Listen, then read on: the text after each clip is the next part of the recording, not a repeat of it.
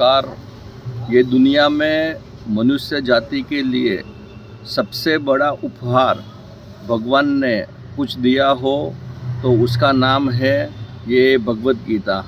ये छोटी सी भगवद गीता आप खरीद लीजिए, 20 रुपये से लेके 70-80 रुपये तक आएगी और उसके अंदर 18 अध्याय है।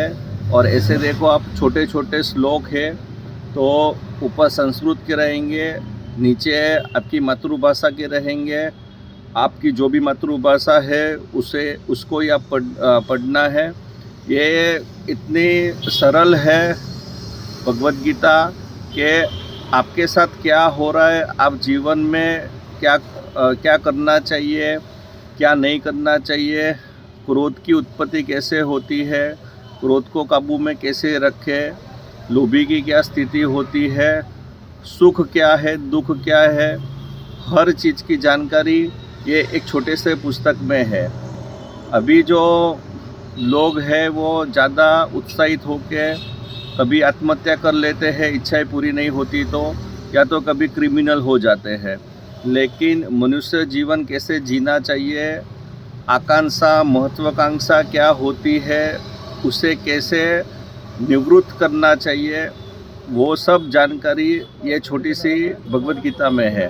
तो मेरी सबसे हाथ जोड़ के प्रार्थना है कि कृपया करके एक छोटी सी पुस्तक मार्केट से ख़रीद लीजिए, श्रीमद् भगवद गीता, जो 18 अध्याय है, जिसके अंदर और छोटे छोटे श्लोक है और छोटे छोटे श्लोक का अर्थ है। तो आपको केवल आपकी मातृभाषा पढ़ना है, आपको संस्कृत पढ़ने की ज़रूरत नहीं है। कुछ लोगों को कन्फ्यूज़न हुई रहेगी कि कुछ भगवद गीता बड़ी है, जो Bhagavad Gita as it is Hare Ram Hare Krishna की आती है वो बड़ी है।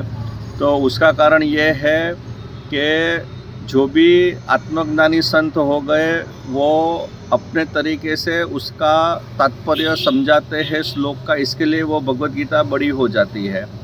तो ज़रूरी नहीं है कि आपको उतनी बड़ी भगवद गीता पढ़नी है। दूसरे नंबर पे आप पवित्र हो कि अपवित्र हो, आपने मान लो पढ़ते पढ़ते फ़ोन पे बात करनी पड़ी, पढ़ते पढ़ते आपने छोड़ दिया तो भी कोई बात नहीं है, पढ़ना ज़रूरी है। थोड़ा बहुत भी आप पढ़ते रहो, आपके जीवन में उतारो, वो ज़रूरी है। रोज़ के आप 4 श्लोक ही पढ़ो, 10 मिनट निकालो, 15 मिनट निकालो। पढ़ते पढ़ते 2 मिनट कुछ काम के लिए अगर खड़ा भी होना पड़े तो भी कोई बात नहीं है, क्योंकि बहुत सारे जन ऐसा समझते हैं कि उसमें पाप लगेगा। तो वो पाप और पुण्य से ऊपर क्या है वो जानने की ये पुस्तक है। पाप और पुण्य को कैसे निवृत्त किया जाए वो जानने की ये पुस्तक है, जिसका नाम है श्रीमद् भगवद गीता, जो आज से 5,500 साल पहले भगवान श्री कृष्ण ने अर्जुन को कुरुक्षेत्र के मैदान में कही थी, जो हर व्यक्ति के जीवन में बहुत ही ज़रूरी है। पूरा पथ दर्शक वो करेगी ये 18 अध्याय, क्योंकि हम सब जीवात्मा है। जीवात्मा तब तक रहते हैं जब तक हमें ये पुस्तक का ज्ञान नहीं होता है। जैसे हमें ये पुस्तक का ज्ञान होगा, हम जीवात्मा से आत्मा बन जाते हैं, और आत्मा परमात्मा का स्वरूप है, जो निर्विकार है, जो सर्वत्र व्याप्त है।